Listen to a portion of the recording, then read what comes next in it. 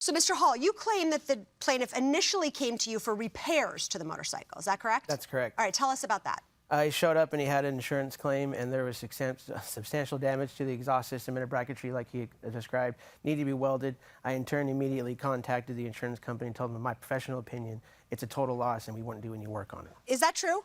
No. He just is pulling that out of thin air. I mean, he's claiming that my bike had all these issues, but he never addressed anything to me. This is the first of me hearing about this. All right, so this whole thing he's telling us about him speaking with the insurance company, saying it was a total loss, none of that ever happened? Yeah, he did. He spoke to the insurance company. Oh. Yes. And he told them he thought it was a total loss just because of the bar? I mean, I don't think that's for him to say if it was a total loss. I think that's up to the insurance company. Well, he was doing you a solid, I think. Theoretically, he could have advised them, and you tell me if I'm understanding this wrong. No, that's correct, Your Honor. But my understanding of the process is he could have said to the insurance company, hey, I can fix this vehicle if you pay me $4,000. But instead, what he told them was something that wouldn't have gotten him any work, which was, it's a total loss, you should scrap it and give him money for the entire vehicle. That would have probably inured to your benefit. No, I was intending on keeping my bike. I wasn't trying to sell it or get it totally lost or anything.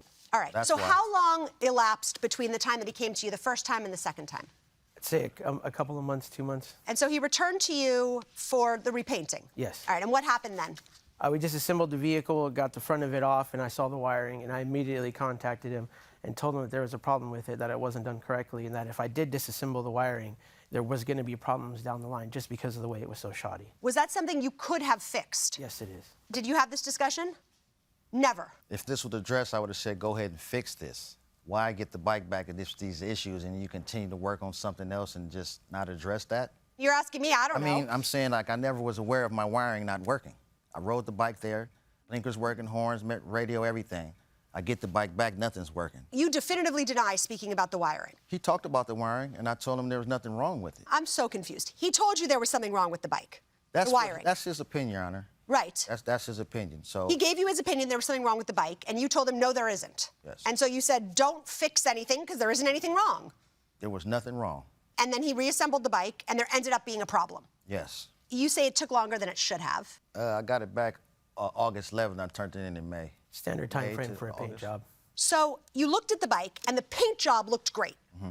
So before you turned it on, you gave him $3,300 in cash. Is that accurate? Yes. So when did you first notice a problem with the bike? When I turned the ignition on, And what happened? so I started the bike up. The pressure was supposed to go on. Right. It didn't come up. Blinkers wasn't working. The bezel light on the front of the motorcycle wasn't working. My horn.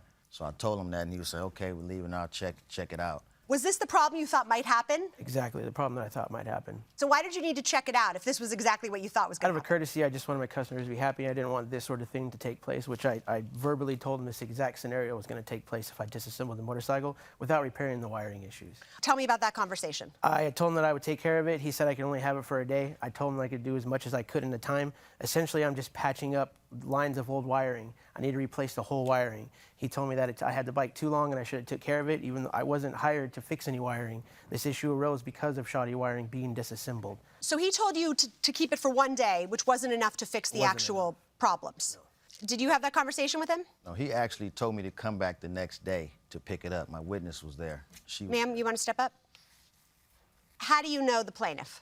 He's my fiance. Were you there when he went to pick up the bike? Yes. Tell us what you recall from the conversation. I recall when we left, I was following him and the blinkers didn't work. You told him they didn't work? I flagged him, we pulled over to the gas station that was near to the shop.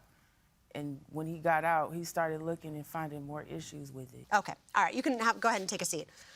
And I'm going to go ahead and pass this to my colleague, Judge Corriero. Thank you, Judge. Was your motorcycle in a collision? No, Never. no. It just, the bar on the bike broke, Your Honor. It broke. How did it break? I think it was just from the vibration of it. It just got kind of weak. The vibration of the motorcycle. It's like it's 2011. You can see right here on the bottom of the bike on this side, it's a bar that holds the saddlebag on. It broke off on the frame. And that's why you brought it to the defendant initially? Yeah, see if he can fix that. He said he couldn't do it. So I had to take it to another shop to get Well, you say something much more specific. Yes, it was very specific. It was for an insurance for a collision.